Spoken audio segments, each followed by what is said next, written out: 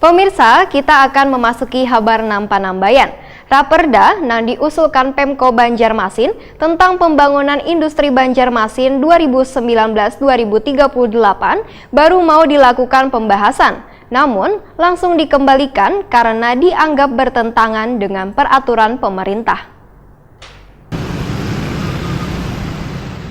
Raperda yang diusulkan pemerintah Kota Banjarmasin tentang pembangunan industri Banjarmasin 2019-2038 baru mau dilakukan pembahasan langsung dikembalikan karena dianggap bertentangan dengan peraturan pemerintah. Ketua Pansus Raperda Pembangunan Industri Banjarmasin 2019-2038, Aman Pariansa, Wayatakuni Prima TV mengakui bila rapat pembahasannya ditunda dikarenakan draft Raperda inisiatif Pemko tersebut masih belum sempurna. Wan sebelumnya sudah dianggap bertentangan dengan peraturan Menteri Dalam Negeri nomor 113 tahun 2018 tentang evaluasi rancangan peraturan daerah atau Raperda tentang rencana pembangunan industri daerah provinsi wan kabupaten kota. Politisi Partai Persatuan Pembangunan ini pun meminta bagian hukum merombak total substansi rancangan peraturan daerah yang diusulkan tersebut sekaligus dilakukan kajian ulang. Aman Pariansa berharap Raperda tersebut dalam 2 bulan mendatang sudah selesai dibahas dan bisa diparipurnakan untuk menjadi peraturan daerah.